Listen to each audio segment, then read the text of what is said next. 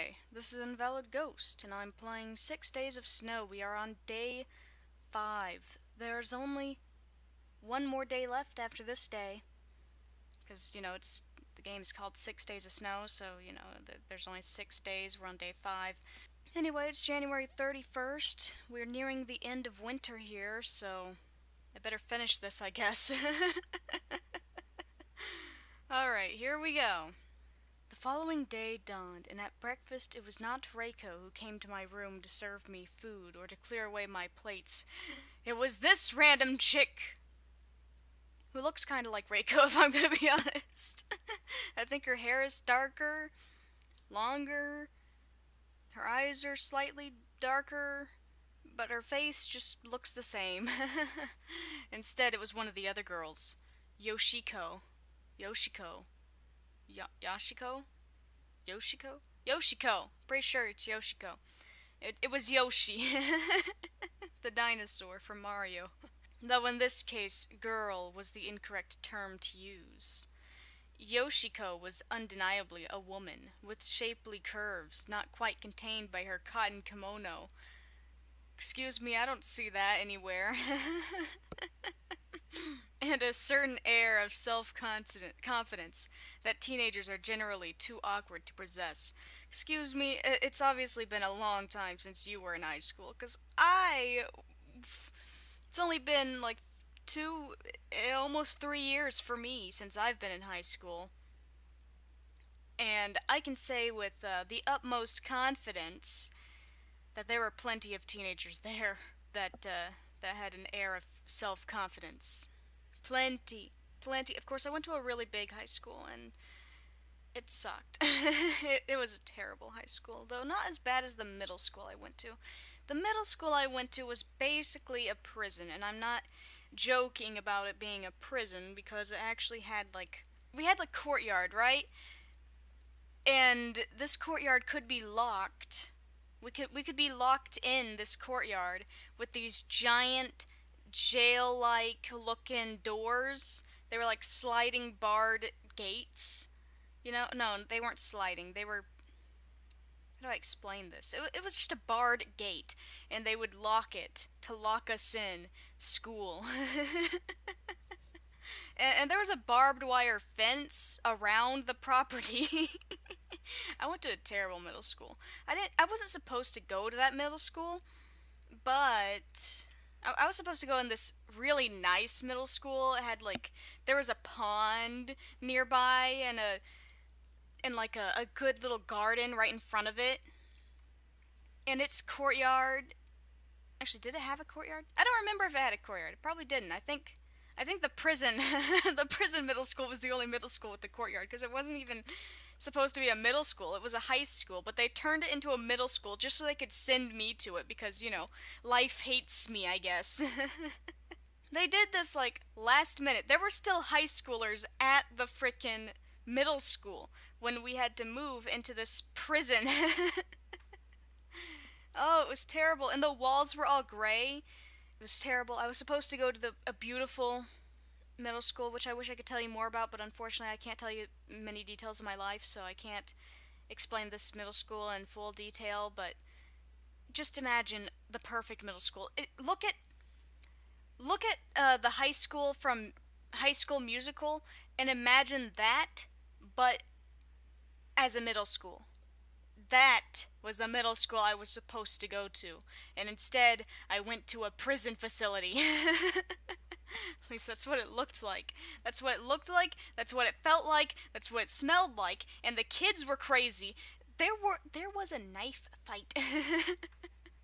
Thankfully, I was outside and not in the cafeteria at the time. There were many food fights, too. There were all sorts of fights. I just hated it. I hated it, and I'm glad I'm no longer there. Though it was the place where I met the person of my dreams. Anyway, I rambled on for way too long on that. Sorry about that. I tend to go on tangents by accident. I usually cut them out, though, so, it doesn't matter. Yoshiko had slanted fox-like eyes. Yeah, I don't see that at all. Her eyes are way too big to be considered slanted fox-like. That sparkled with mischief. I don't see that at all. Hey, your artist needs to draw according to these words, 'cause I don't see what this guy is writing. That sparkled with mischief, and very full red lips that always seemed to be pursed or half open. I mean, they're half open right now, but I mean, she might just have a breathing problem. She was an attentive hostess, very smiley. She doesn't look very smiley, who talked to me casually while she served my food. She had heard about the commotion between Miss Kakiuchi and I, of course, and she seemed to find it amusing. You made a mistake, mister, trying to make a move on Reiko, said Yoshiko, as she poured me a cup of green tea. She had rolled the sleeve of her kimono back, displaying her wrist, and then a sliver of arm. Oh my god, scandalous. Not a sliver of arm, oh, more than a sliver. This guy's clearly an old man. I mean, I know this is Japan, and it's a bit different for kimono girls, but still. This guy's crazy. I could see all the way up to her elbow. Oh my god! It was her freaking elbow! I wonder if she had done it on purpose. Maybe she was trying to seduce me. Oh no, that elbow. Oh, that might seduce a man. You better cover that up, sweetie. Or, I could be kind of crazy here thinking like this, but or maybe perhaps she moved her arm in such a way that the sleeve just fell down. I mean, she's wearing a kimono. The sleeves are pretty big and loose. It's only down to her elbow. It's not like it's all the way up to her upper arm or something. Then it'd be very clear. Or maybe she was simply trying to entertain herself. Or maybe both. She seemed like the kind of woman who liked making men squirm. And unlike Reiko, she was not the sort who would give an accidental flash or too much flesh. It was all very calculated. Oh yes, she calculated that elbow show. That flash of elbow. Miss Kakiuchi loves her daughter, Yoshiko continued with her idle pratter as the tea hit the bottom of the cup. She would probably wrestle a bear for her in the snow, naked. That was not a mental image I wanted, but it was so ludicrous it made me smile all the same. You almost make her sound like a demon, I said. Yoshiko giggled, setting the teapot to one side with another sweep of her sleeve. Oh, Miss Kakiuchi can be very frightening when she wants. No ogre could ever hope to best her when she's in a bad mood. Yoshiko shook her head. Last year there was a guest staying at the inn who took a real shine to Reiko. He was old enough to be her grandfather, older than you, mister, and she should have known better. That's really creepy. That's really disturbing. Don't put those mental images in my head, lady. But maybe when you get to that age, you stop caring about that sort of thing. If you're going to die soon, you might as well. Why worry about public opinions when you have one foot in the grave already? No comment. I said. I might have sounded non-committal, but I was actually very interested in Yoshiko's story. Even if I didn't have a vested interest in the subject matter, I would have been intrigued regardless. Yoshiko was a good storyteller.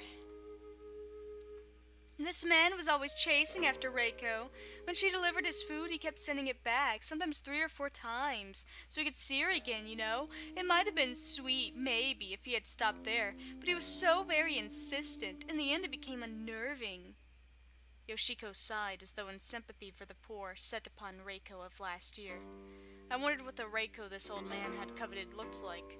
I doubted she would have looked then much different to the current Reiko, except a bit smaller, maybe. Well, I'm more interested in what the old man looks like. Even smaller than she was already. I clenched my teeth together. All of a sudden, I felt rather angry. She's so small! I felt sorry for the poor thing. She'd been trained to say yes to her mother her whole life, and nobody ever taught her no. She just tried to bear with the attention as best she could. I think she was worried. If her mother knew, she'd blame her for it somehow. You've seen how particular Miss Kakeuchi gets about her sleeves. Yes, I noticed. Since Reiko wasn't going to say anything in the end, I had to step in. I couldn't stand the sight of her, so sad and forlorn. It was heartbreaking. I can imagine, I said. I was feeling distinctly out of sorts listening to the tale, and it was being told secondhand. This man was no longer staying in the Azami Inn. Why, then, did I feel such a desperate desire to throttle him? Ooh, throttle. Hey, Suri. What does throttle mean? As a noun, it means a device controlling the flow of fuel or power to an engine. Do you want to hear the next one? Yes. This is an archaic term. As a noun, it means a throat, gullet, or windpipe. Want to hear the next one? Yes. As a verb, it means attack or kill someone by choking or strangling them. Do you want to hear the last one? No, I think we're good. Okay. I knew it. I knew what that meant. It's just making sure. Just making sure I knew. After all, I had to go 3 definitions deep. Violence was not in my nature, and I was startled by the intensity of my own feelings. I just couldn't bear the thought of Reiko suffering. When Miss Kakeuchi heard, she was outraged, but not at Reiko. That man... Yoshiko's lips curved into a sly smile. Let's just say he'll never be coming back here again. You make it sound like Miss Kakeuchi killed him. She was close to it. The old man nearly had a seizure, said Yoshiko, grinning. Well, good, I said curtly. I don't regard myself as a malicious person, and the thought of an elderly man suffering is not the kind of thought that would make me say good under any normal circumstances. But these were not normal circumstances. Dude, you barely even know if this story is real. This woman could just be trying to get under your skin. This was about Reiko. Yoshiko must have been amused at my stony indifference to the old man's plight, because she began to chuckle. I thought much the same. We all did. We were glad to see him go. I respected Miss Kakeuchi a lot back then. Yoshiko brushed a strand of dark hair behind her ear before continuing with her tale. People do not like Miss overly much, and I can't say I blame them. She's not an easy person to get on with. You can't really help but respect her, blah, blah, blah, blah, blah. Okay, great. You repeated the same thing 3 times in your sentence. Here's the thing, though, said Yoshiko, her voice softening. You can say what you want about Miss Kakeuchi, but she does love Reiko. She really, truly loves her. She's completely devoted to her. Yeah, I get it. Okay, I get it. Yes, you've been hammering this thought into my head for the past 10-15 minutes. Heck, it's been longer than that since it's been hammered in other days. I get it. Miss Kakeuchi loves her daughter very much. In fact, she's obviously a helicopter mom. Or as I like to call it, she's a mosquito mom, sucking the lifeblood of her daughter without even realizing it. Anyway, let's continue. I did get that feeling, yes, I said after a pause. Her love for her daughter seems rather intense. Of course it's intense. Miss Kakeuchi doesn't have anyone else in her life to love. Her husband is dead, and she never liked him very much anyway. No, I asked, curious despite myself. Idly, I wondered how I had become such a gossip. I was just as bad as the housewives Sachiko spoke with at her art class. Not that Sachiko has any aspirations of being a painter. Oh, let your wife have a freaking hobby. This story's just making me mad. I'm just gonna get madder and madder. Till the end. Ugh. This guy is such a word I can't say because it's a PG channel and YouTube hates cursing. Your wife seems like a lovely person. If she were a dude, I'd marry her. Listen, she makes you soup every day. It's great soup. You love the soup.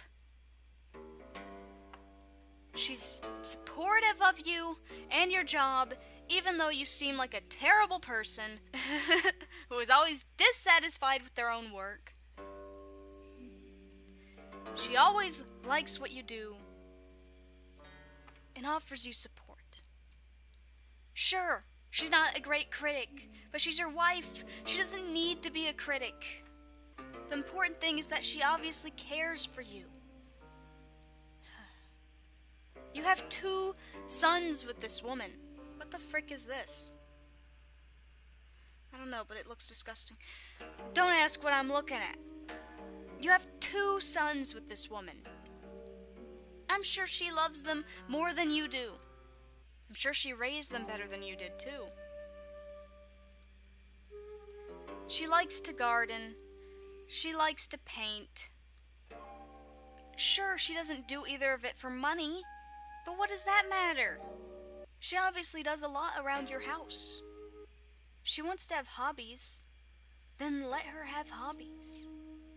Why are you chasing after a girl who could literally be your daughter?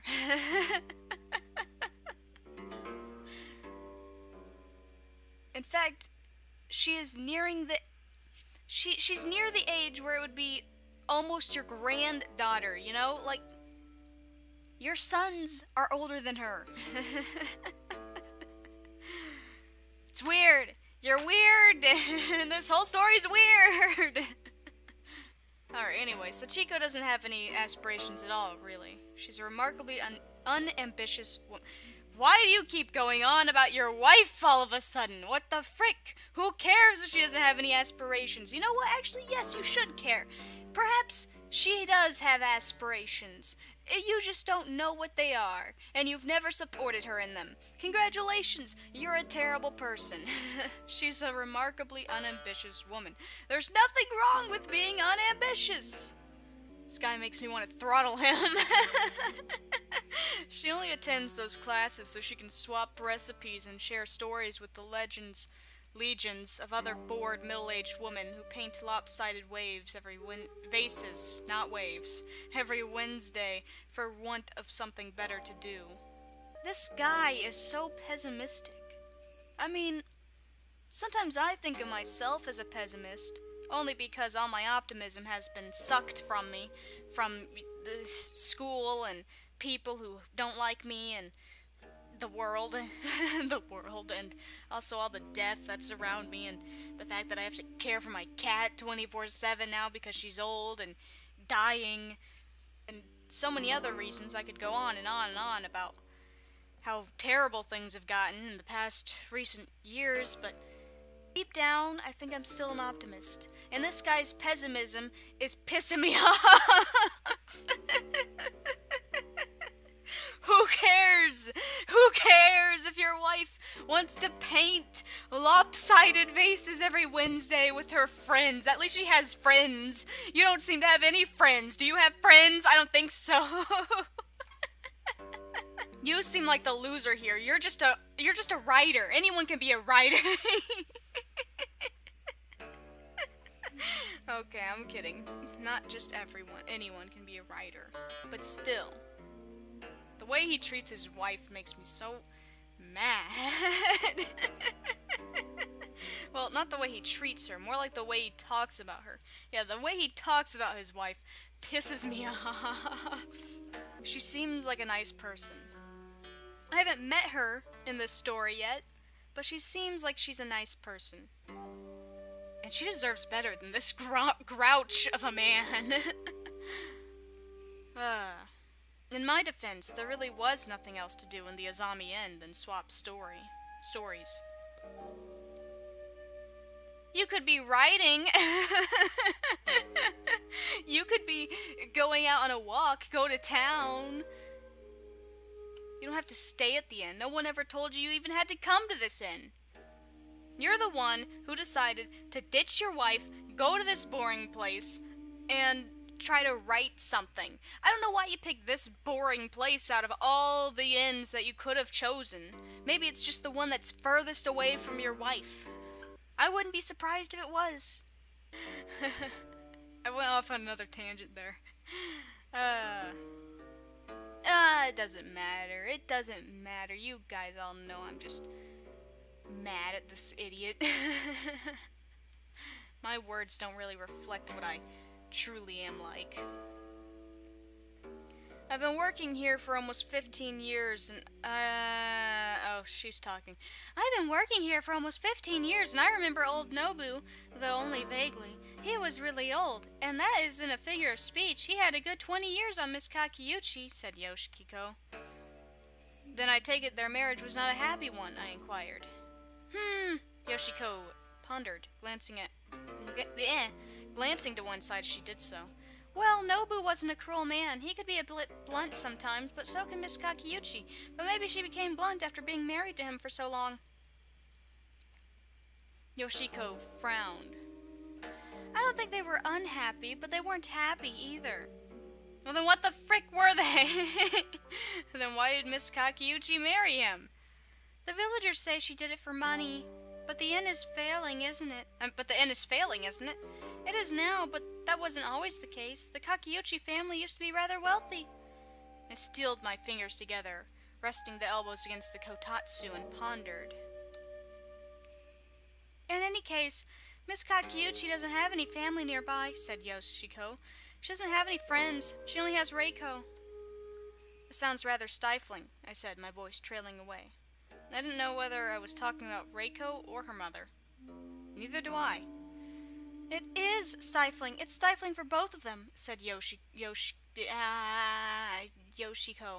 Though Reiko loves Miss Kakiyuchi, and Miss Kakiyuchi certainly undoubtedly loves Reiko, it is not a healthy love. I'm worried about them, both of them. If you truly love something, you should let it go. If you love me, let me go. Reciting a tired and tested cliche as old as the shy in the forest and the trees that surrounded it. Well, I say the opposite. If you love something, you hang on to them and you tell them. Mainly because when I loved something, I let it go. Twice.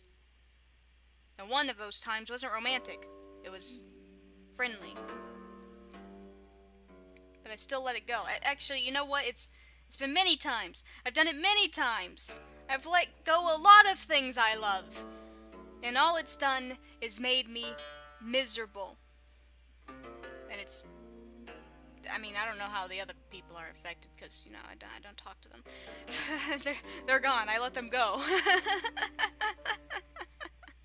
But that only works sometimes. If you love something, like a person, and the person wants to go off and follow their dreams, but that requires you to have a long-distance relationship, then, yeah, you should let them go and go and have their dreams, or whatever. But in the case of certain other things, like, I don't know how to explain. But in certain other things, certain other times, you shouldn't let them go. You should grab on and hang on for dear life and pull them closer. Yoshiko nodded. That's right, Miss Kakiyuchi loves Reiko, but I don't think she loves her enough to let her leave. Can it be day 6 yet? I passed most of the day in my room trying to write, but again nowhere. When I closed my eyes, Reiko was all I could think about. Maybe I wasn't very similar to...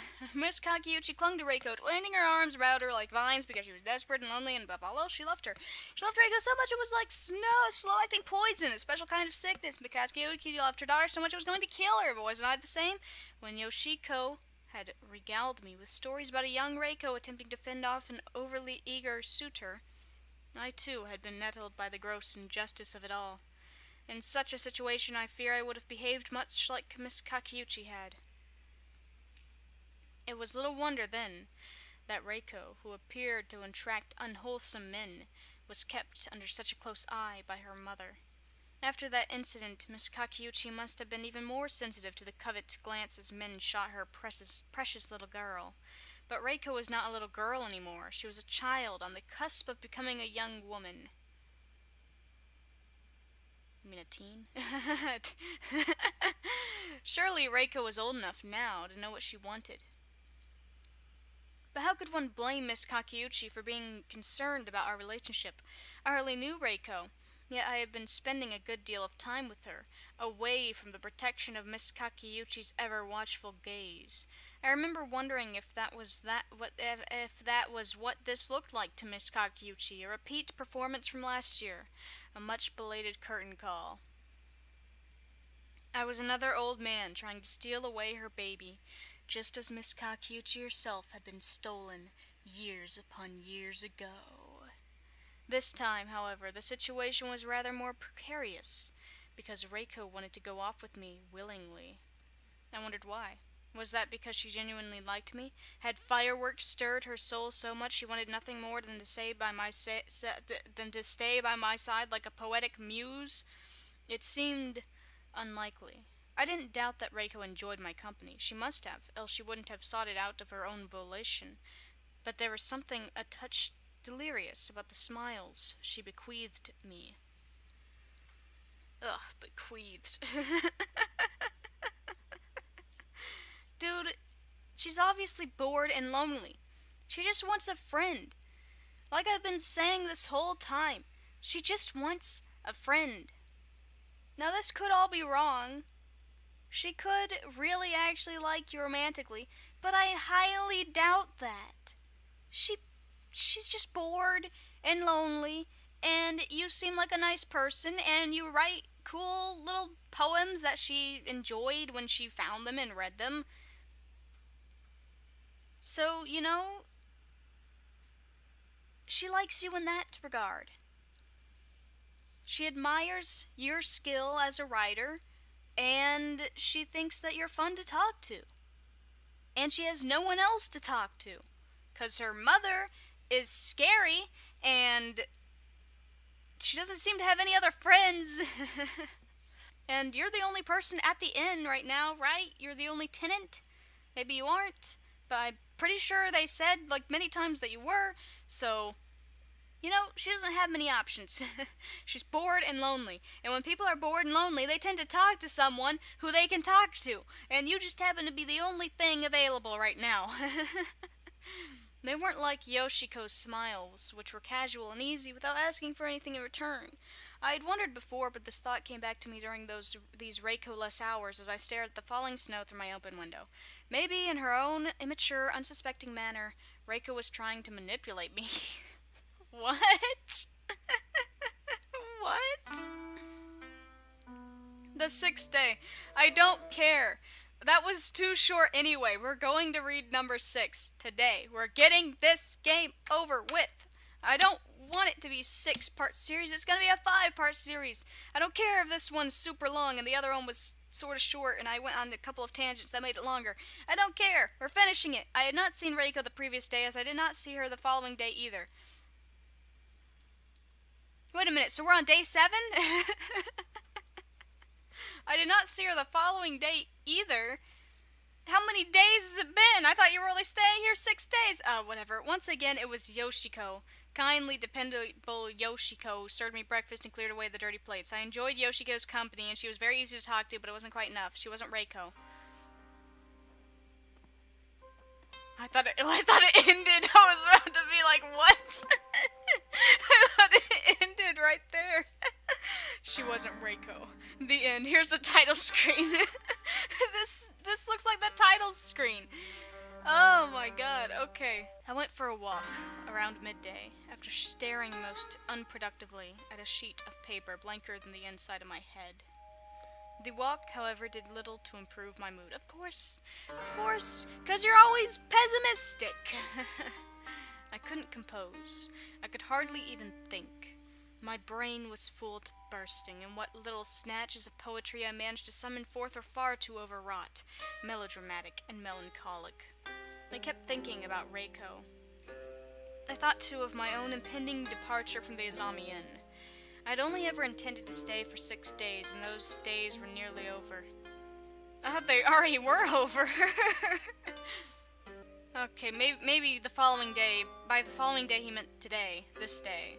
Okay, that makes sense. Alright. This day was to be my last full day at the inn. Tomorrow I would return, and I might not get to shoot someone. I might not get a chance to see Reiko again. I would go, and we would not be able to say goodbye because Miss Kakiuchi would not permit it. It would be a rather sad, premature end to our not love affair, because nothing had happened between us to warrant the lurid connotations of the word affair, and there was no love. There was just fondness on my part, and a dash of pity, and... Dude, just call it an end to our acquaintanceship. It was bordering friendship, but not quite friendship yet. You are acquaintances. Yes, I did think Reiko was pretty. She was incredibly pretty, but I didn't love her. Okay. That was what I had to tell myself as I walked through the forest, snow crunching beneath my sandals.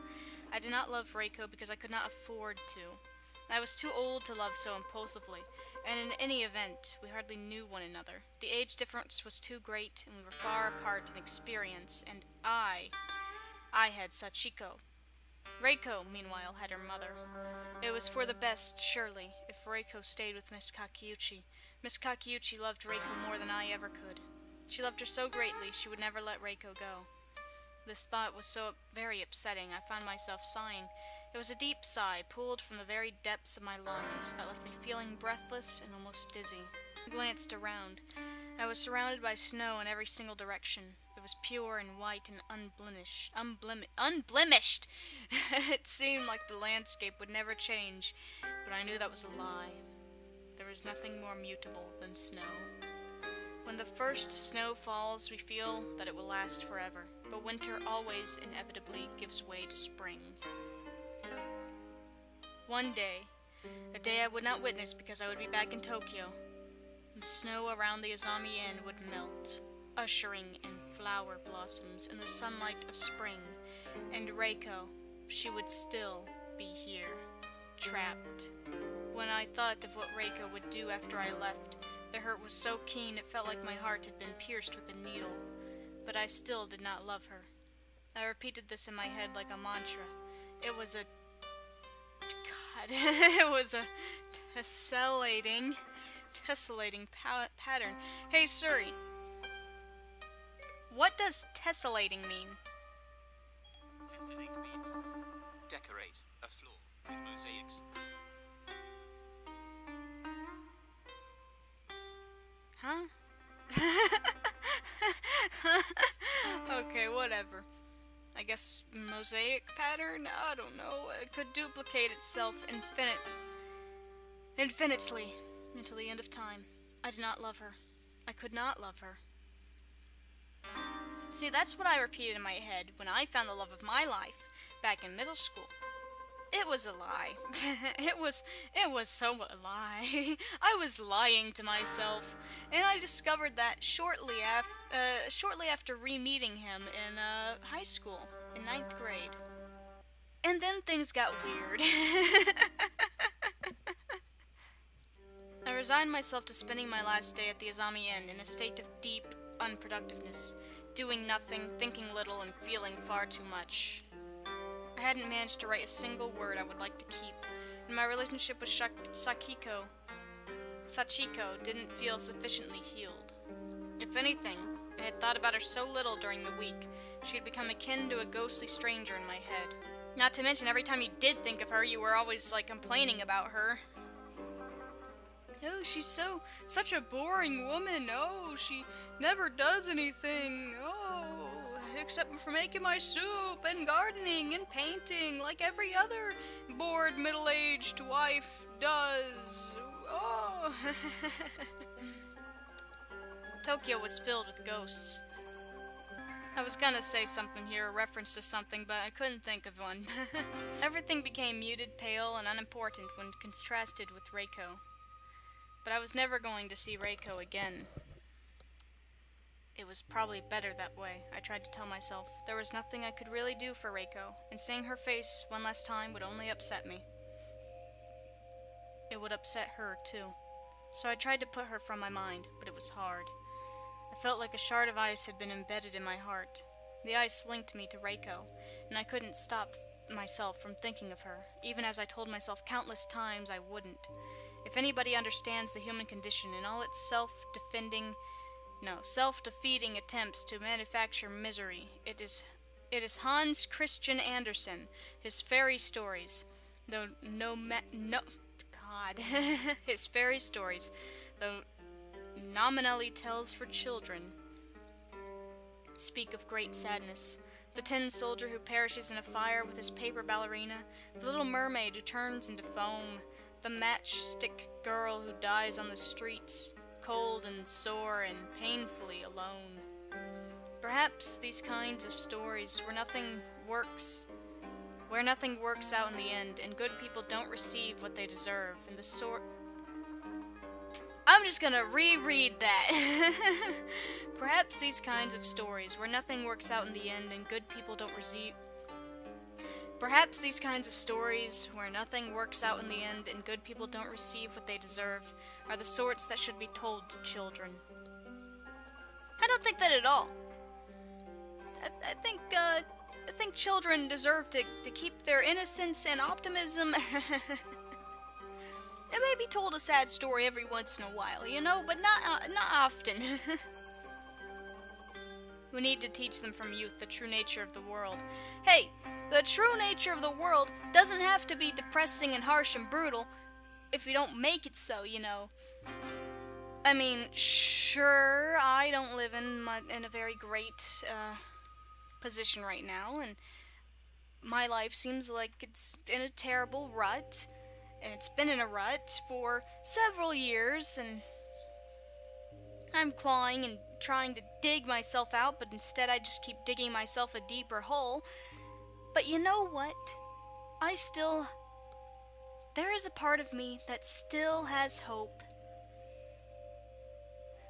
That one day I will get out of this rut, and I will be on the surface of the earth again, able to make friends with as many people as I want to, able to be freed from this house, to explore the world, to do what I want. And that hope comes from being taught about hope. From all the little children's stories that are so optimistic, they always end with a good ending. As long as you're a good person, you deserve the good ending, and the bad people always get the bad ending. The bad people die, or whatever, and the good people get their prince or princess. And they live happily ever after. And there's some bad stuff that happens in the middle, but it doesn't matter, because in the end, everyone's happy.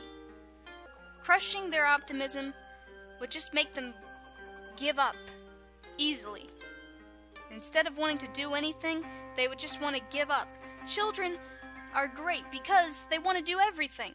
When I was a kid, I wanted to be a fireman, I wanted to be a policeman, I wanted to be in the army, I wanted to be a doctor, I wanted to be a scientist, I wanted to be a veterinarian,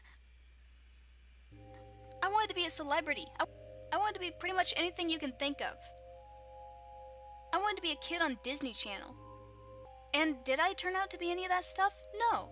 Will I turn out to be any of that stuff? Who knows? Probably not, because I don't really want to be any of that anymore. But, do you see what I mean? If you try and teach kids that the world is terrible and that things will never go the way they want them to, then they're not going to want to be anything. They're just going to be like, okay, I'll grow up and I'll be just another office worker. And that's it. If I'm lucky. Either that or I'm going to work at McDonald's for the rest of my life. You can't tell children that the world is a terrible place to live in. Especially when that's not even true. The world is a great place to live in. Look around you. Not the people. The people suck. Look around you outside. I know you're surrounded by snow and you don't like snow, but that snow will melt, and like you said, flowers will start to grow. The world is a beautiful place, filled with beautiful creatures that aren't humans. But look, even when you look at the human side, there's plenty of humans out there who aren't a-holes. So no, you shouldn't teach children that the world's a terrible and cruel place. You can teach them that sometimes terrible, cruel things happen to people who don't deserve it, but you cannot teach them that the world is nothing but a place of death, destruction, pain, and misery. You can't tell them that, because that's just a straight-up lie. Things are not fair. Perhaps if Reiko had heard such stories while growing up, she wouldn't have hoped her own life could conclude with a happily ever after. Well, nice twist to my words upon me. Now I gotta feel dumb. Freaking, who cares? Maybe she can get out of here. You don't know that. Maybe she can have her happily ever after. But I can tell you one thing. You are not her happily ever after. You are a grouchy old man who doesn't even like his own family. What's wrong with you? It was because she hoped that she hurt. Huh? If she stopped dreaming of an escape, maybe she could accept her lot in life with a bowed head and a solemn sigh. Yeah, see, what did I say about giving up? If you teach children these things, they'll give up. Like that. No! Dream of that escape, and escape! But still, she kept on hoping. I wondered if I had encouraged her hopes. Had my arrival at the Azami Inn added metaphorical wood to the proverbial fire? Ugh! Can we just burn this man at the stake? In the grand scheme of things, we were still strangers. We only spoke on a handful of occasions, and we knew precious little about one another. I was only obsessed about Reiko because she was young and pretty interesting, like a heroine from a Soseki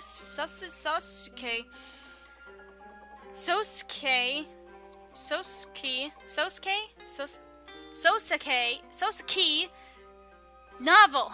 She was so pure and perfect it seemed impossible she would meet with anything other than an unhappy ending. Being a writer, I had a certain affinity for unhappy endings. Excuse me, I am not a writer, like, you know, I don't make money off of the stuff I write, but I write as a hobby. And okay, I've written some pretty depressing stuff, but it always ends happily. It always ends happily. Everyone's happy in the end, unless there's a sequel. Then everything ends horribly, and I write the sequel, so that people want to read that, so that they can get their happy ending. But always, ow, I just scratched my chin. Always, I end either the series, or the one book itself, with a happy ending. I hate unhappy endings. Makes it feel like I shouldn't have even read that book. Hate unhappy endings in movies too, because it makes me feel like I shouldn't have even watched the movie. I hate unending happy. Unending happy. I hate unhappy endings in every form of media, and I think it's stupid. I think they're all dumb. No, you're not unique just because you have an unhappy ending. No, you're not innovative just because you have an unhappy ending. No, you're not different or special or cool or interesting just because you have an unhappy ending. You're none of that. You're just a bad film. Unless you go on and make a sequel where everything is happy at the end, then no. You've made a terrible movie or a terrible show or a terrible game or a terrible book or whatever. You have to have a good ending, a good, happy ending. Sure, not everything has to go well for everyone, but it's gotta be satisfying enough to make the person who's either watching or reading or playing feel like they haven't wasted their whole couple of hours that they spent playing or reading or watching. So stop writing unhappy endings. That's why your critics hate you. Reiko, meanwhile, was only giving me attention because she had nobody else to give attention to. I was her last resort. The end of the line, so to speak. Hey, what did I just say a couple of minutes ago? Before the tracks were swallowed by the snow, she did not love me. Yeah, I know, she could not love me. Yeah, I could not love her either. But still, if I was younger, I would have written a poem about her, just as I had written one for Sachiko. Mine, Sachiko's first kiss, was forever commemorated with the blooming of 100 once-were fireworks. but I knew I shouldn't write a poem for Reiko. That would seem too much of a betrayal. It would hurt Sachiko were she to find out, and what could a mere poem do? It was a pretty little idea that didn't amount to anything. It wouldn't help anything. It wouldn't change anything. All it could do was stroke my own ego. We writers are characterized by gross indecision. When we feel anxious, we prefer to confide our thoughts and feelings to a piece of paper. Well, you got me there. Unfortunately, this does little practical good. It never solves our problems. It only serves to immortalize them. What use is art if it has no genuine use to the general public? Perhaps all my art then was useless, a complete waste of time. What, don't you write this stuff and sell it? The general public is reading your garbage. And, you know, it could do something to someone. Like Reiko, for instance, she really liked your fireworks poem. She felt something from it. So, you know, I mean, it could give them joy. It could make them want to change their lifestyle. Writing could do plenty of things. So it's not useless or a complete waste of time. Such were my thoughts as I sipped a cup of lukewarm green tea Yoshiko had brought me and looked out at the snowy landscape.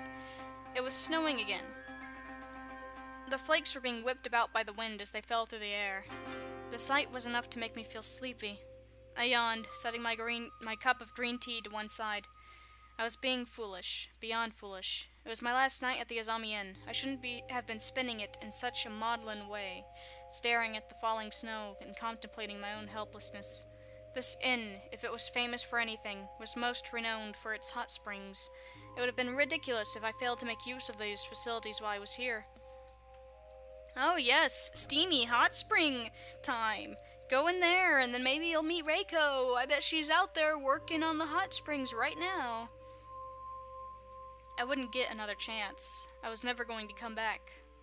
And so, with this thought in mind, I rose to my feet and attempted to shed my selfish self-indulgence.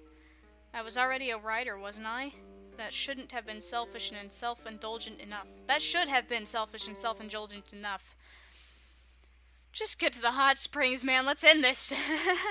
I made my way to the springs, ready to relax in the hot water as I let it... What? Wash away my anxieties? Such a thing would only have been possible if the water was hot enough to induce amnesia, but I tried to be hopeful. Soon I knew I would be back in Tokyo. But for now, I was still in the countryside, where it was so quiet you could hear your own heart beating if you listened hard enough. That's a little creepy. Ooh.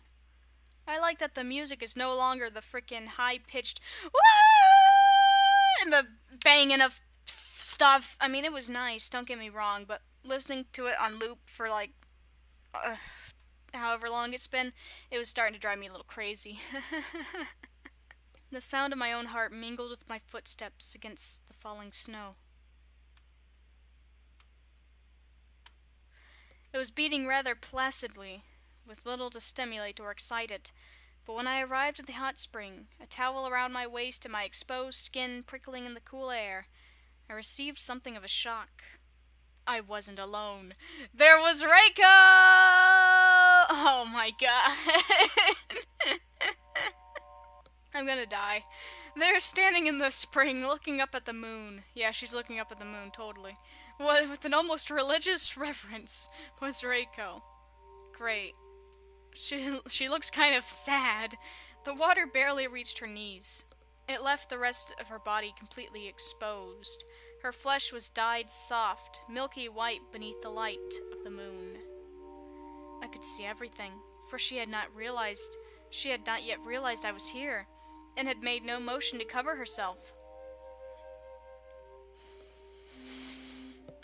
Do I have to read this line? Do I have to read this line? Look at this line!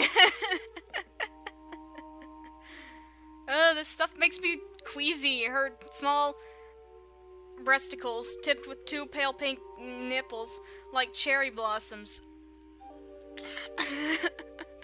The gentle curve of her hips as they segued into her thighs. The fine shape of her calves, slightly distorted by the water. The bumps of her spinal column, beneath her skin. No, that's a little creepy. Don't notice that stuff. Oh, and her spine was jutting out. For a few moments I could do nothing, say nothing. All I did was stare. I had thought I would not see Reiko ever again, but there she was, standing before me like some kind of fairy. Yeah, okay, creepy. She seemed too perfect to be real. How much you want to bet she turns to him, looks at him, screams, and then goes, "Ah, you're a pervert!" And then they leave on a bad note. She was so small, slender, and delicate, I feared she might evaporate into mist. Yeah, that's something that normal people think. Moisture trickled down Reiko's body. Droplets of water clung to her back, her chest, and beaded inside the hollow of her belly button. How close are you to this woman that you can see water clinging into her belly button? How big is her belly button? Must be a freaking black hole if you can see the freaking water clinging to it. Because a belly button's just this little tiny thing. How can you see anything? You should be far away. How does she not notice how close you are? Droplets of water clung to Reiko's smooth white cheeks like imitation tears. Or maybe she really was crying, I didn't know. She was a vision of striking beauty superimposed against the night sky, but it was a discomforting beauty that belied a deep, desperate sadness. As Reiko looked at the moon, her eyes upturned, her long eyelashes fluttering, it seemed to me that she was dreaming. She was dreaming, and her dreams showed clearly about her face. They shone in her eyes like stars. She was dreaming of a new life, a better life. Okay. She wanted to live the rest of her days in a land far removed from this one, where she could be free of her mother, the weight of her expectations, and the constant crushing fear that she wasn't quite good enough. She would never be good enough. No matter how hard Reiko tried, she couldn't accept the full weight of Miss Kakeuchi's loneliness. It wasn't possible. So Reiko buckled. Of course she did. But running away will only get you so far. I watched her, lost in my own thoughts, but I had the most curious feeling that my thoughts were no longer my own. How could they be, when they all centered around Reiko? Everything that I wanted to give her. I just wanted to see her smile. I know it sounds cliché, but I had tarried too long and the moment had passed. Reiko started, her eyes widening with surprise. Maybe she was alerted to my presence by a soft sigh or a subtle shift in the atmosphere, I don't know. In any event, she turned, her dark hair fluttering, and stared. Her eyelashes trembled. "Iji," she said, stammering.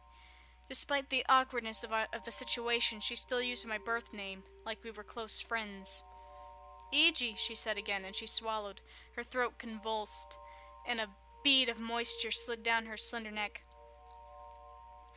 How long have you been here?" Her tone was less customary than I had expected. Even more unexpected, Reiko did not ask me to leave.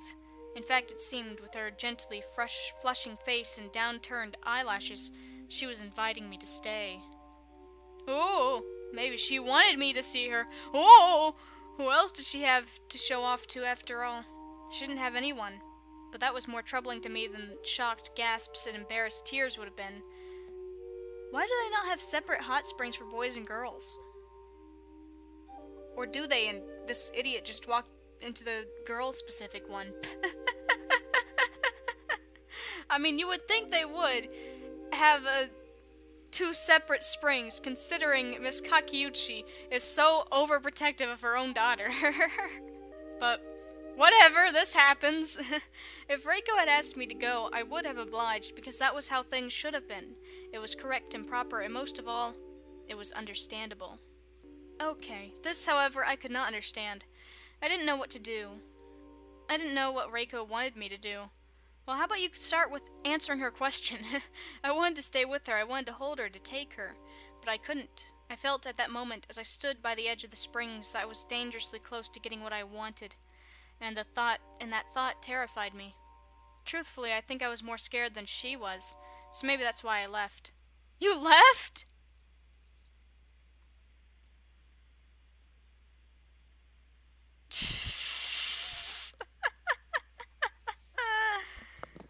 Okay. Okay. I'm done. No, I'm not. I had been preparing to sleep when I heard it. It was a series of soft, breathy sobs, so quiet I at first thought I had imagined it. I turned over on my futon, eyes sewn tightly shut, and tried to force myself into slumber. But again, just above the moaning of the wind, I heard it. There was a gasp, which was then muffled as though by a sleeve or fingers. It was a belated effort, however, because I had already heard it. It appeared that there was a little lost ghost meandering about outside my room. I could envision it clearly, surprisingly so, perhaps considering I had never met a ghost before. It seemed inevitable, however, that my little ghost would have long, dark hair and pale brown eyes, with a tiny pinhead of a mole beneath the left. I knew, even before I rose to my feet and opened the door, who the interloper was. It was Reiko! Iji, well, what did you expect? Crying outside my door like a banshee. My little ghost gasped and took a few shuffling steps backwards. The tatami floor creaked in protest. Maybe the inn was lonely, too. Reiko, I said, and then my face flushed. I couldn't help but remember our earlier encounter. How could I not? Yeah, where she was freaking naked and you were freaking naked, but thankfully you had a towel, while she did not. Ever since I had seen her in the hot springs bathed in the moonlight, I had scarce been able to think of anything else. Though I had tried to sleep, I couldn't. It wasn't possible. My head was too full with thoughts of her. I should have sent her away. I knew I should have, even as she stood there, looking at me shyly beneath her eyelashes, but I couldn't. Not when it was obvious at a glance that she'd been crying. She was still in the process of crying, in fact, because her eyes were brimming with tears. I had never wanted to hug her more than I did at that moment. I'm sorry if I was bothering you, said Reiko, looking down at her feet. I mean, after what happened, you probably don't want to see me. It's not that I don't want to see you, I said, my voice strained, but look, I don't know how I'm supposed to feel about this, and your mother... My mother isn't here. But if she'd found out, you'd get in trouble. And that was to say nothing of the difficulties I would find myself in. Though I didn't particularly like Miss Kakiuchi, every day I resided within her inn I had grown to like her less and less, I couldn't deny I was slightly scared of her. I imagine a lot of men were. But I wanted to see you, said Reiko, her lower lip trembling. I was afraid you didn't want to see me anymore after you ran. I didn't run. Well, walked briskly then, Reiko amended with a watery little smile. The smile didn't last. Good and pure things never do. Good and pure things never do. Ah, great. You know, some good and pure things do until they die, but I don't know, she said, sniffling. I seem to burden everybody, and I'm never good enough, and it's too late for this, and I'm probably getting in your way. I should go. No. I frowned, stunned at my own suddenness. I think Reiko was surprised, too, because she flinched. I paused, drawing breath. I didn't want to scare Reiko, especially not when she looked so anxious already. Her eyes seemed far too big for her face, and her body hunched in on itself. Reiko, I swallowed. My own spit tasted strange, like cotton wool. It's obvious that you're upset, and if you want to talk to me, I'm here for you. I don't want to cast you out in your hour of need. But you're a guest. I shouldn't be inconveniencing you, really. If you were being an inconvenience, I wouldn't be inviting you into my room. Oh, do you really mean it? You'll invite me in? Of course, let's make amends, please. The word please truly was a plea. It sounded so desperate. Please! Even to my own ears that it hurt. Will I be able to look back on this shameful story in the future, a future further away than the current, and laugh? I hope so. The only virtue of these immature follies are the amusing anecdotes that they birth that can be shared around a dinner table. But I was and am too old to know better. Yeah, that was the right words. And I have no desire to share these stories with anyone. Least of all, Sachiko! Come inside and tell me why you were crying. Reiko sniffled and wiped her eyes with her sleeves, but yet more tears began to trickle from the corners of her eyes. Somewhat lamely, Reiko protested, I'm not crying. It was such a feeble lie, I didn't bother to call her bluff. That would have been ungentlemanly. Just had a weird flashback to something terrible. All right, I said softly. I was humoring her, perhaps, but it was better than flat-out condensation, though the two are closely related. I moved to one side and Reiko entered my room, sliding the door behind her quietly. The sound of the door sliding shut was almost drowned out by the howling of the wind and the falling of the snow outside. So, this is what I said. An anticlimactic lead-in, perhaps, as the two of us sat at the kotatsu. What's wrong? Oh, Reiko sniffed, wiping her eyes. It's nothing. It was not the most convincing of lies. Looking back on it, I'm not sure it was meant to be. Is it about the hot springs? I ventured. Are you embarrassed? No, said Reiko, shaking her head. Well, maybe a bit, but it's just a human body. I don't think it should be shameful. Maybe not, but... My voice trailed off. It was just a human body, true, but there was no denying Reiko's body was beautiful. I wasn't sure how to phrase that without sounding lecherous, though. In the end, I decided it was best to leave this musing unspoken. I didn't want to make Reiko uncomfortable. You know, the thing with the hot springs... Oh, no, this is the guy talking. You know, the thing with the hot springs, that was an accident, I said at last, for whose sake I don't know. Reiko nodded. It's fine, it was my fault, really. I shouldn't have been in there. I'm not a guest. And more pressingly, she had been in the men's section of the springs. Aha! So there are frickin' separate hot springs. I knew it! I thought it was a little weird. I knew because I had made sure to check before I went in, and I had checked once again as I left, shamefaced. I didn't point that out, though. It might have sounded accusatory. Accusatory! And what was I trying to accuse her of, anyway? Seduction? How would a pretty young girl like her try to seduce an older man like me? I wasn't that egotistic. Well, if it isn't the hot springs, it must be something, I prompted. Reiko sighed. It's silly, really. I'm ashamed I'm bothering you with this nonsense at all. You don't need to be ashamed. If you're upset, you're upset. We can't help how we feel. Oh, Iji, you're so kind to me, but you're wrong. I should be ashamed. If I'm crying, it's my own fault. It's because I deserve it. You don't deserve to be upset. Why would you think, I can't speak. Why do you think you deserve that? Iji, Reiko sniffled. She was trembling. I'm not a good person. No matter what you might think, I'm not a good person. And yet, despite her grief, Reiko still tried to keep her voice hushed, lest she awoke any of the other guests. I killed people, Iji. While imploring me to believe in her wickedness, she, paradoxically, proved just how conscientious she really was. That made me care for her all the more. But why do you think that? I pressed, struggling to understand. It isn't because of your mother, is it? Has she been telling you that you're a bad person? My mother says I'm the best daughter she could ever wish for, and that she loves me dearly, and that I'm smart and beautiful and talented, said Reiko dully, as if reciting a shopping list. Then, in the same breath, she tells me I'm lazy and ungrateful and manipulative, and I don't work hard enough, and I never appreciate anything she does for me. Not ever. Apparently both those daughters are me, but I don't know which one. I never know. God, is your mother my mother?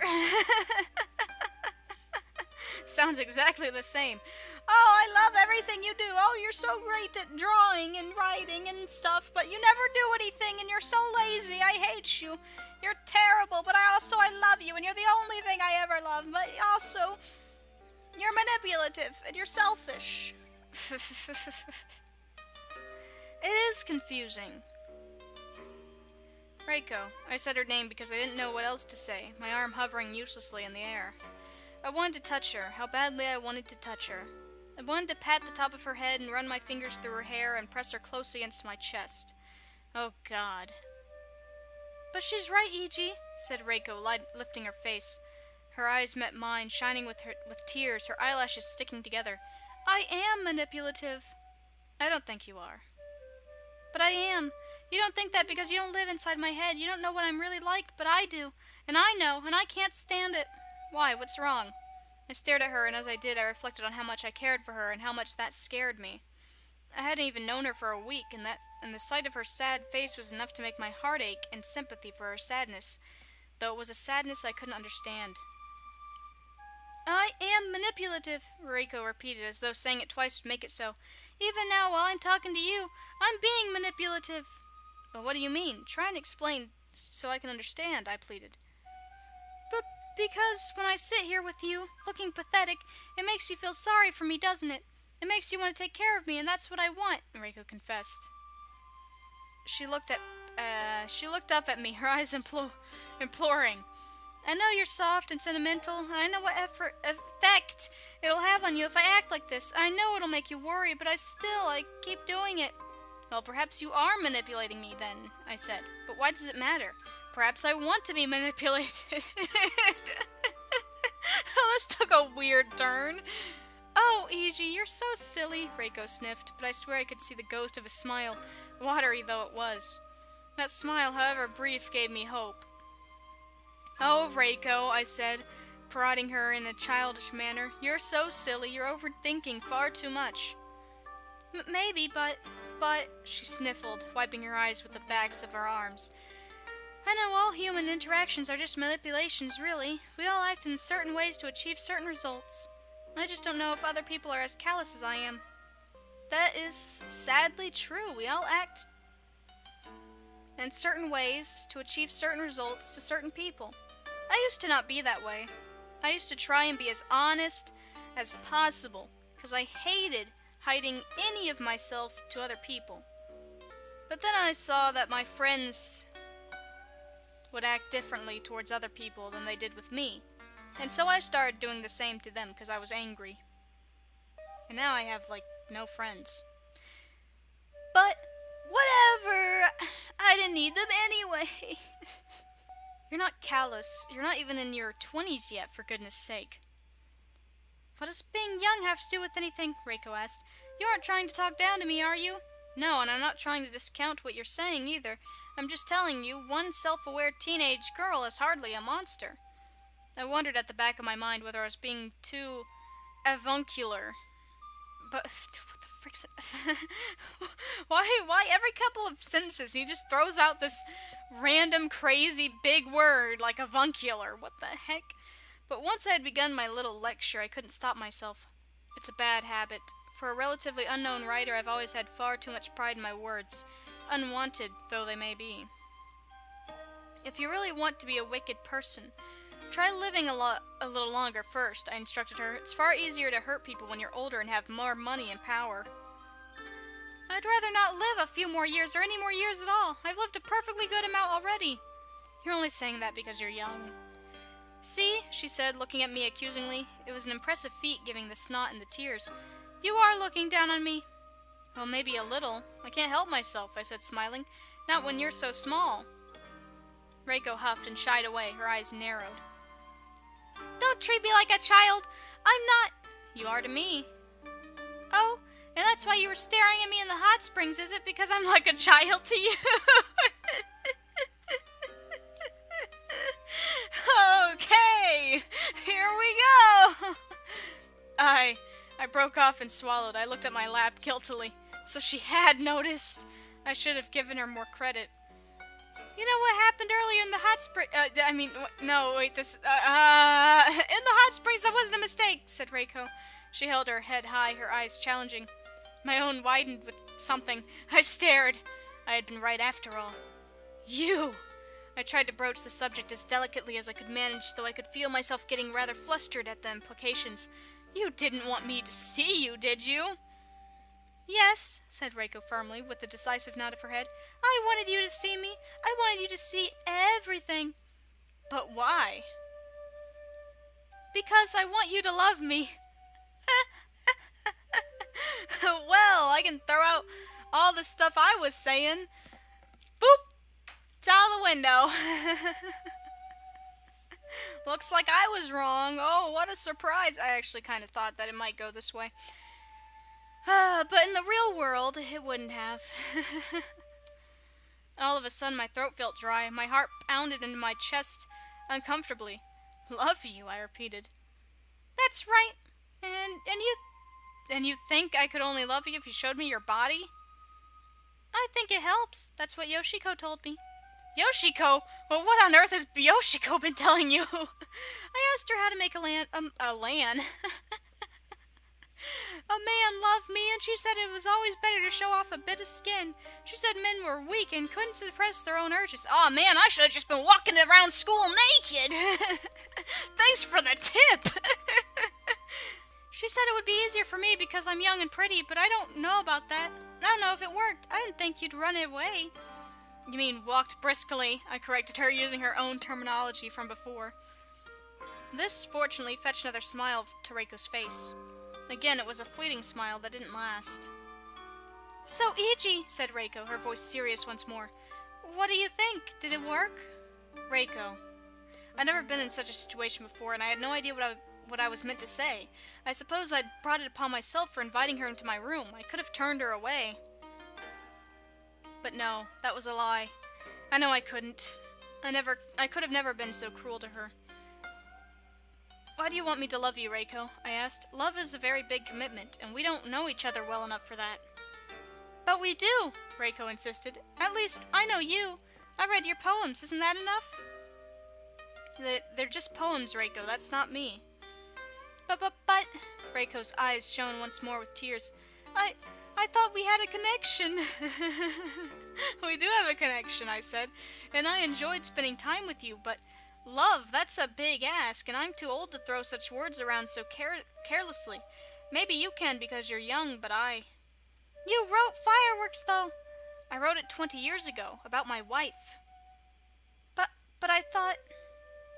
That I was the same person as the narrator in that poem. I shook my head.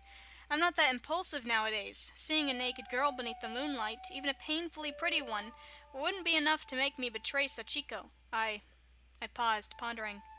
What could I say about Sachiko? That I loved her too much? But I didn't know if I did. I didn't know what I felt about Sachiko. Ever since I had arrived at the Azami Inn, I'd only ever been thinking of Reiko. Look, I said, suddenly tired. I no longer wanted to talk about my wife. I appreciate the sentiment, but you don't love me either, do you? Reiko shifted, suddenly guilty. She bit her lip. But I do like you, Iji. That isn't the same as love, and we both know it.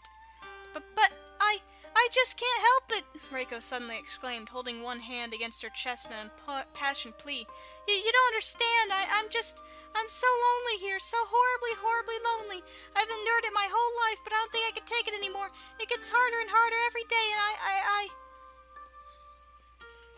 She trembled. Her whole body was shivering. You made me smile more than anybody else has in years, I think, she said. Her voice was raw, earnest, and open. So earnest it hurt. Reiko had no cause to feel so emotional about me. She was a pretty young girl, and I was an old man, far past my prime. I had been somewhat attractive in my youth, but my hair was going gray and my skin sagged. Had Reiko been a city girl, born and bred, who was allowed to go to school and have friends and live a normal life, I couldn't imagine her having an interest in me whatsoever.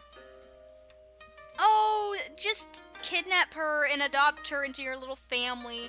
She can be you and Sachiko's little daughter, and, you know, she'll be happy. She'll have supportive parents. Supportive parents who don't really act lovingly towards one another. But, you know, you can put all the naked stuff behind you. You can put all the love behind you. And I'm sure it'll be fine. You can send her to school. She can get an education. And her mother can just wander around looking for her daughter forever. She shouldn't have been interested in me. Did I read that sentence? I don't know. The fact that I, seemingly, was the only person who had bothered talking to her like an equal in years was so depressing, I could have cried myself. I wanted to cry for her. She was too pretty to ruin her face with tears. So what if I don't love you? Asked Reiko, clutching the fabric of her kimono tight between her fingers. I at least like you, and that's more than I could say about most people. You talked to me and told bad jokes, and you made me feel like I mattered. I just want to matter. You do matter, Reiko. I had to scratch my head. You matter a lot. But if that's really true, then why don't you love me? She spoke quietly, her head hanging like a snowdrop's. Resigned, I think, to answer in the negative. She already knew before I opened my mouth what I said wouldn't make her happy. It wouldn't rekindle her smile, but I couldn't hurt her any further. I wouldn't let myself.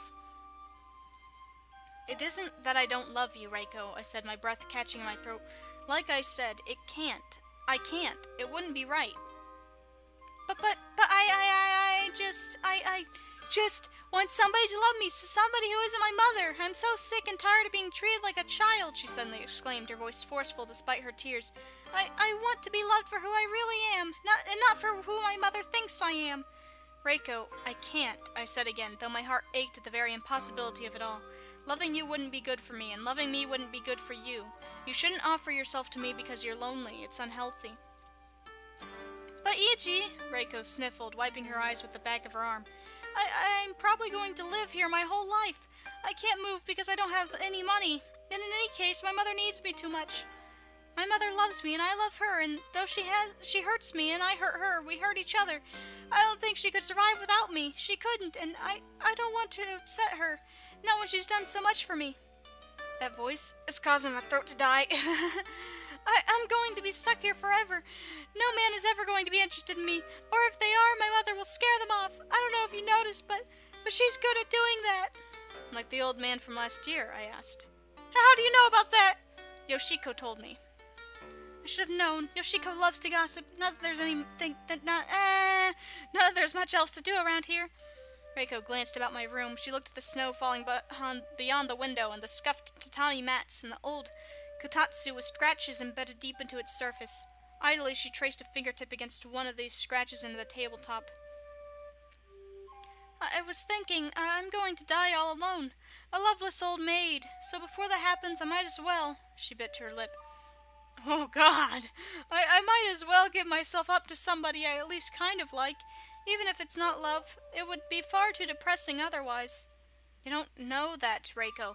You don't know what the future holds. You're still young and you have a long life ahead of you and you. Well, spend it up here with my mother because that's what she wants and I'm too weak-willed to refuse. I wasn't taught how. I don't have the knack. You seem strong enough to me, I said with a note of wonder in my voice. After all, you're propositioning a man more than twice your age. Reiko giggled a little at this compliment. Her face flushed slightly, not from embarrassment, I think, but happiness. I so loved seeing her happy, even if it was a sad, broken sort of happiness that can only occur in self-conscious little bursts after prolonged bouts of crying. It was a weak, delicate sort of happiness that wouldn't last. But nothing in this world does. Not even Miss Kakeuchi, or her inn, or the snow around it. Someday, perhaps not someday soon, but someday in the distant future, they would all be reduced to phantoms and firewood. Until that day, however, Reiko was trapped. She couldn't leave, and even if she could, I doubted that she would. I think she felt too indebted to her mother, and she worried too much. She worried because she loved her. Reiko loved her mother dearly, and her mother loved her, but it was precisely because of this misplaced, painful, poisonous love that Reiko was suffering. She was suffering so much she'd be wasting away before my eyes even as she laughed. Her laughter soon subsided into wet hiccups. She started to cry again. There were always more tears to be shed. Her eyes had not yet cried themselves dry. I must seem so pathetic. I don't think you're pathetic, I said, but she wasn't listening. It is pathetic, she countered, that I tried to seduce you, I guess. As she said the word seduce, her face flushed so delightfully I found myself feeling quite flattered a girl like Reiko had even bothered. I know you have a wife and children, and you're a lot older than me. My children are both older than you. Goodness! Reiko shook her head. I'm such an idiot! Just a touch. Some men find that charming. but I'm desperate, you know? I just don't want to be alone. I looked at Reiko's hand, which was still tracing shapes against the surface of the kotatsu. She had moved away from the pre-ingrained lines and was forming shapes of her own, swooping curves with no rhyme or reason. For a while I wondered what it would be like if I fell in love with you, and you fell in love with me, and you took me, I don't know, somewhere far, far away, somewhere where we could go and see the fireworks. I think that would make me happy. Thinking about it made me really happy, happier than I've been in a long time. Reiko, I said her name, my voice heavy with emotion because I didn't know what else to say. I didn't know how to console her.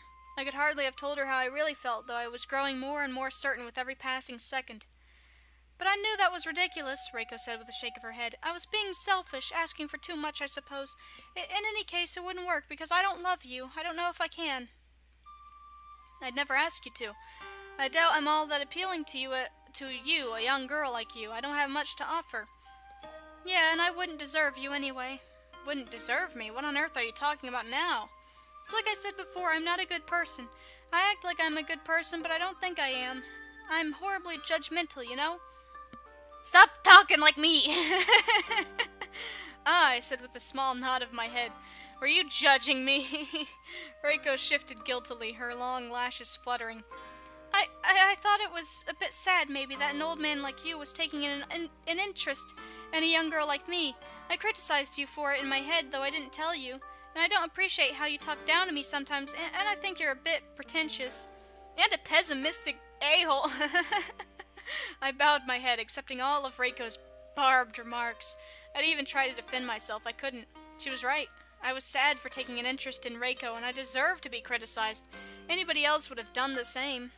As for talking down to her, I couldn't help myself, when Reiko hadn't lived as long as I, and she had spent the majority of her existence stranded up in the mountains like Heidi, but without the whimsy. Who the heck's Heidi? The last point she made about my pretensions, I have no excuse. I am, and always have been, horribly pretentious. I think that's wrong of me, though, said Reiko, sniffing. Why should I judge you when you've only ever been kind to me? I'm the one who should be judged for trying to manipulate you. I won't judge, I said lightly. Everything you said is true. I hardly have a right. Really? Really? Reiko's whole expression shifted from sorrowful self-abasement to a thankfulness song so strong I half expected her to kowtow at my feet. I don't know what a kowtow is, but I'm guessing some kind of bowing. Iji!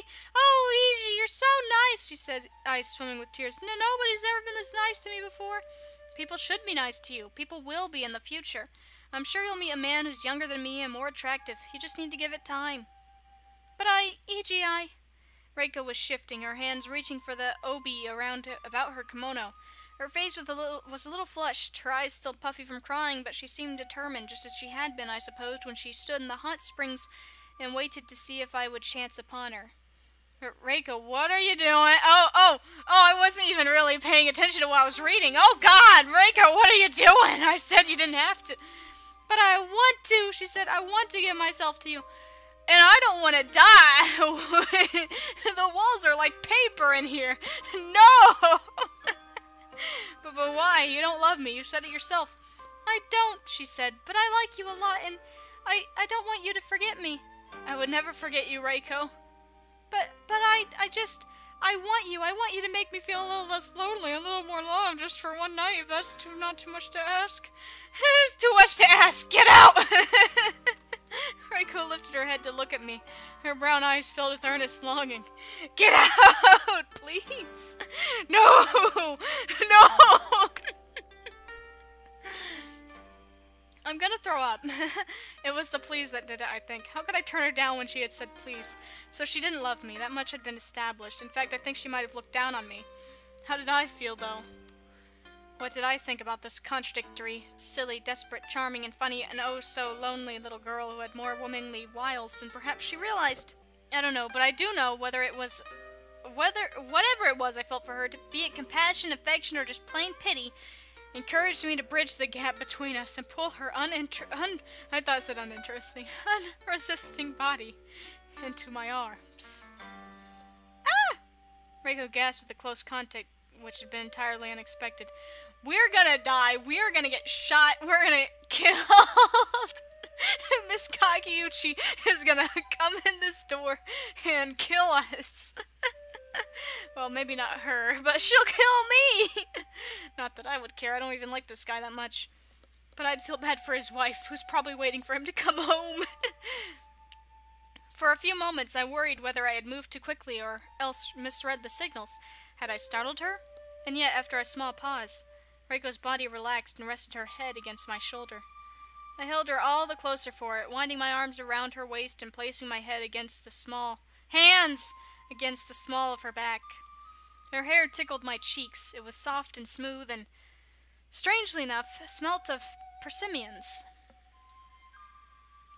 She was so tiny I was half afraid I would break her, or mark her, or bruise her. It seemed with every moment she spent in my arms she was decreasing in value somehow. She was becoming dirty and tainted like snow that had been trodden on. Ichi, oh Ichi! Reiko cried all the harder at my unbridled display of affection. I could feel her tears soaking against my shoulder. I'm sorry, she said. I'm going to ruin your clothes. I don't care. Cry as much as you want. That's what I'm here for. Just for tonight. I don't want you to cry again. Reiko giggled softly at that and shook her head. Oh, but you could say pretty things when you want, she said. If you say things like that, I really might fall in love with you. Ah, freak! Oh, God! This is a freaking horror game! Oh, God! Reiko's limbs. Oh, God! This is scarier than the warpers and the darkness in Subnautica. Oh, frick! I don't know if I can even look at it. Ugh. Reiko's limbs were ghostly pale in the gathering gloom. Not room. They were so white they almost seemed to glow. She looked like the snow, or to be more precise, she looked like the snow when the early morning sun shines upon it so it sparkles with the heavenly light. She was beautiful, blah blah blah, but I had to exploit her. Well, what the frick is spoilt her? Spoilt her only a few moments ago. It had been her Oh, God! I was just about to look up what sploit meant. I think I know now. Let me just make sure. Hey, Suri. Spoil. Okay. Alright. Okay. Yeah, I get it. I'm not stupid. Oh, God! I hoped it hadn't been too painful for her. I'm gonna throw up. No. I'm gonna throw up.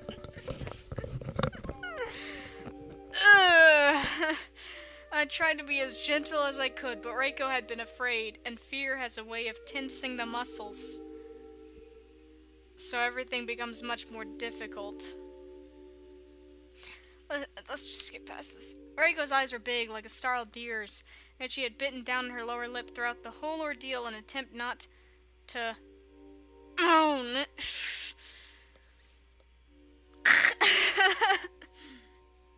She had largely succeeded, too. She had mostly been silent during our prolonged session of supposed love-making. If Reiko had managed to moan, I doubted it would have been in pleasure, for she hadn't looked like she was enjoying herself. I'm gonna be sick. This story's disgusting. This story's disturbing. I had hurt her, but when I recoiled, asking Reiko if she wanted me to stop, she shook her head, still biting her lower lip, her hair spilling across the pillow.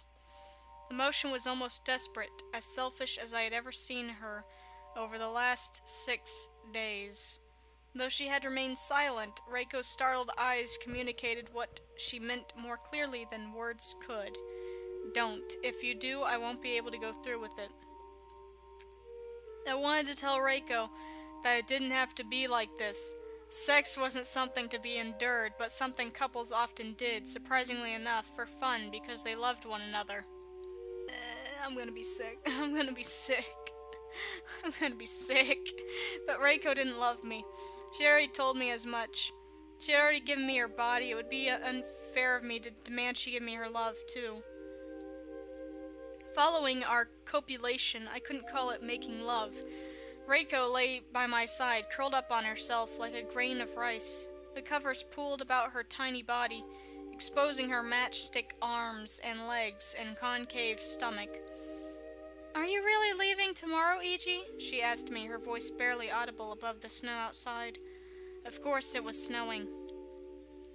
It always snowed in the mountains of Hakuba, particularly during the nights. I have to leave tomorrow, I whispered, my voice equally muted. I have my train tickets, and Sachiko will be missing me. Your wife? I nodded, but didn't say anything more. There was nothing left to say. Reiko knew I had a wife. She had known from the beginning because I hadn't kept it from her. I'd seen no reason to keep Sachiko's existence a secret, because I had no intentions of tricking Reiko in any kind of relationship, illicit or otherwise. That being the case, how had this happened? Despite my best attempts to rebuff her, Reiko had wormed her way into my heart. I'd thought I was too old to fall for the charms of a pretty young girl, no matter how wide her eyes or long her lashes. She was more than 20 years my junior, and I already had Sachiko. I know it's a standard cliche that men like pretty young girls, and enough tragic love stories have been written on the subject matter, but I thought myself better than that. Well, you aren't! Evidently, I had overestimated myself. Ichi! Reiko sighed softly. Her breath was sweet, and it tickled my skin. Though she was lying close to me, she didn't wrap her arms around me. Neither did she entwine her legs with mine. Instead, she kept her distance. She was cautious, like a baby animal. It seemed odd to maintain distance now after we had been so close, but that moment was gone. All the while, the snow continued to fall, settling in drifts on the dead, scrubby grass outside. Reiko? I responded in turn, glancing at the top of her head. I know you have to go back, and I know you have to see your wife, but... Reiko's words were riddled with pauses. She stopped, seeming to lose her nerve, before she started once more. Say what you want about Reiko, but I always thought she was incredible. I think I admired her just a little. Just a little! Just a little! She was so very determined. Would it perhaps be alright if I imagined, only for a little while, that you didn't have to leave so soon and we could stay together a few days more? Reiko's eyes flickered in the dark like candles. Her eyes were beautiful, just like the rest of her. They were amber-brown like liquid resin, and looked even browner in the dim light. You can pretend all you want if it makes you feel better, I told her, like some kind of monarch distributing dividends. I winced after I spoke, and I hated myself for it. My heart felt too heavy for my ribcage, and my chest ached. I wanted to give her, oh, so much more. But there were no words, ironic for a writer, and nothing seemed good enough. Reiko had suffered too much in her life. It was foolish of me to imagine our meeting might have changed anything. Our relationship had changed precisely nothing, except adding to Reiko's loneliness. Then again, what was another drop in the ocean? You know what I have been pretending? Reiko said softly, so softly. What? I asked. I have been pretending that when you leave, I'll accompany you to the train station. It'll be snowing, of course. Of course. The two of us shared a smile at this, the last smile we would ever exchange, and Reiko even laughed. Her laughter sounded rather lonely in the still and quiet of the snowy night. Well, she continued, it'll be snowing and the platform will be white, and the train tracks too. It'll look so pretty, like something from a fairy tale. It'll be like the mountains are pure and undisturbed, and mankind never laid those ugly still tracks to begin with, I chimed in. That's right. The tracks will be gone, and I'll let myself believe for a moment, just for a moment, that we've been cut off from the rest of humanity, and you won't be able to leave, that you'll stay here with me. Reiko frowned, her brow furrowed. But then the train arrives, because that's how life is, and nothing can last forever. Not even in fantasies? I think I'm too practical. Then it seems like quite a sad fantasy. Oh, it isn't so sad. You'll leave Hakuba, and you'll go back to your wife, who's very happy to see you, of course, while Reiko paused. Her eyes were dark with shadows and unspoken worries. I tried to fill in the gaps as best as I could. What did Reiko have? She had the snow that surrounded her every which way you looked. She had this inn in the middle of the mountains with creaking floors and rattling windows. She had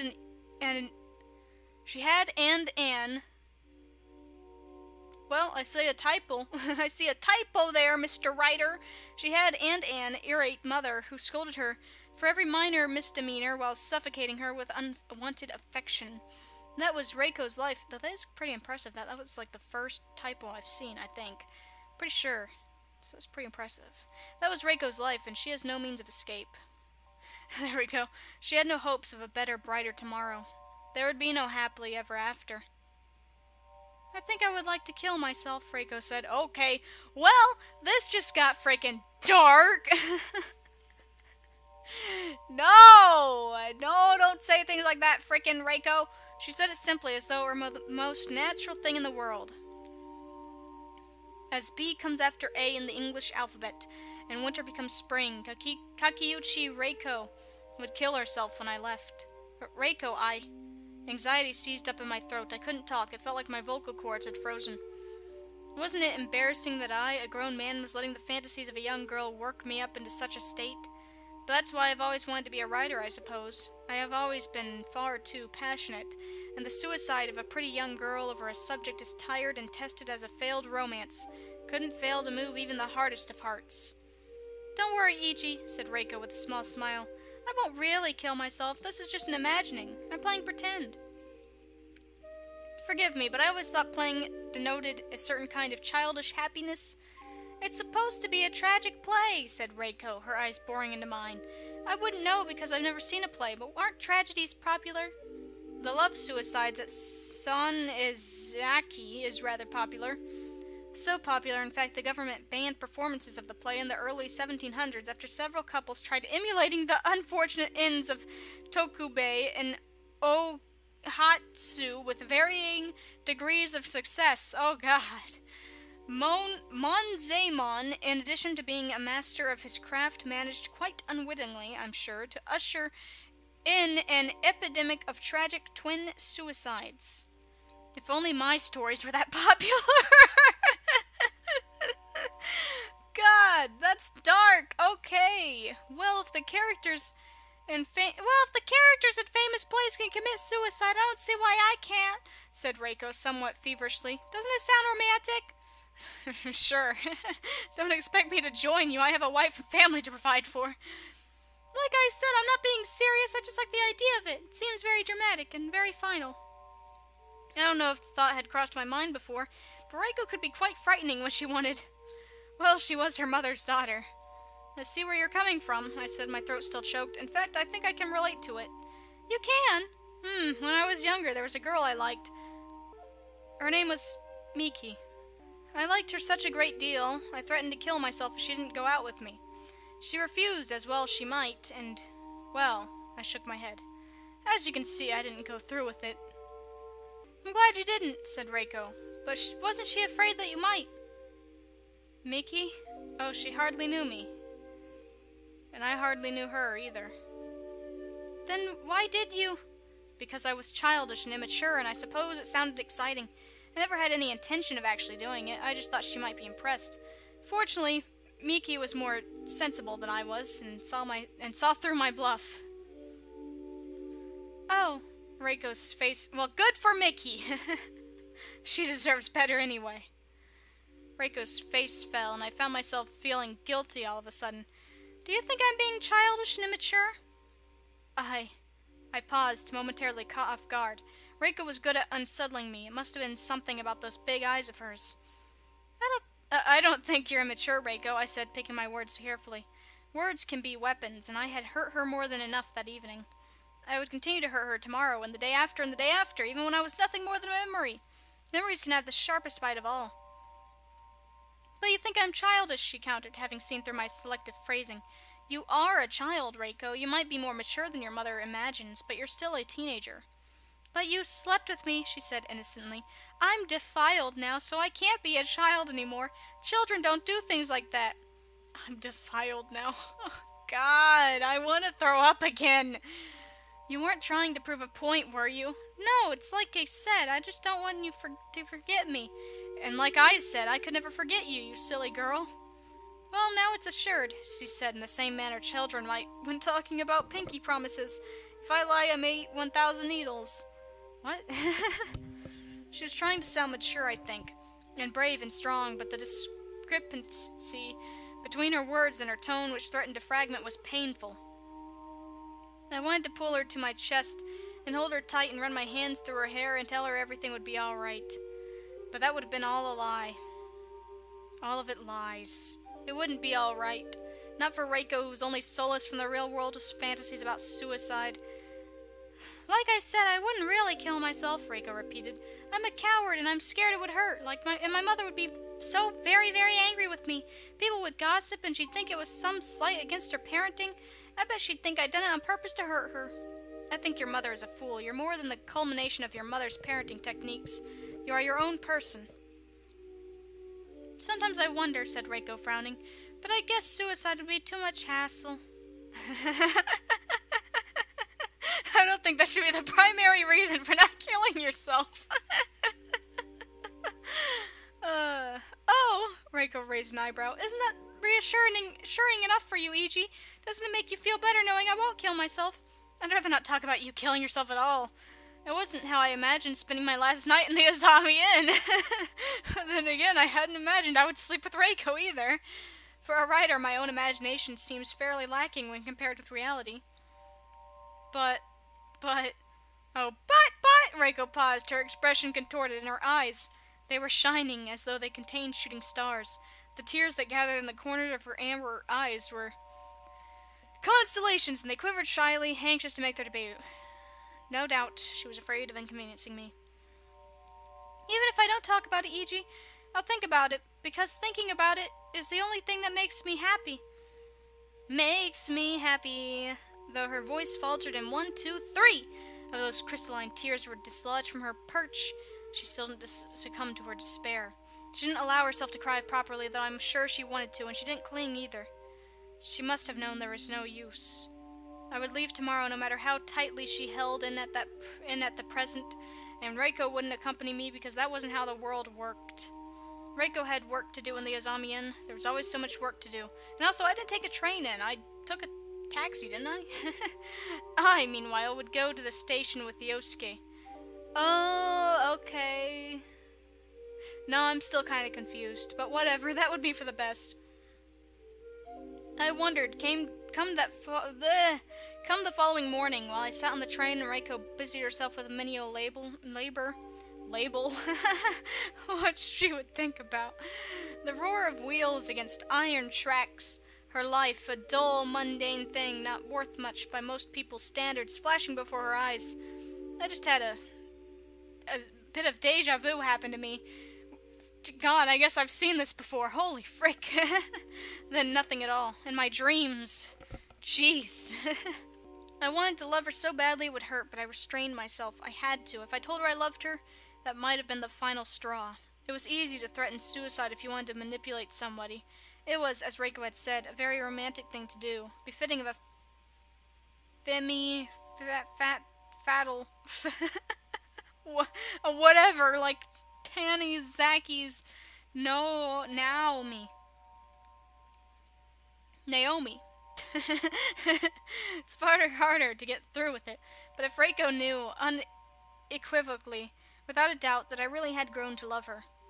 Killing herself after such a confession would have been very appealing, don't you think? It would have been like something from a novel. Like something from a novel I might write. And well, didn't you write this? And Reiko, for want of friends or family, enjoyed losing herself inside fantasies. That was why I didn't tell her. I couldn't. I loved her far too much. I got an achievement! 6 days! Credits! Woo! Woo! That story was depressing, and it didn't have a happy ending. There's no happy ending. Why did I waste so many days on this? Why did I waste so many days on this?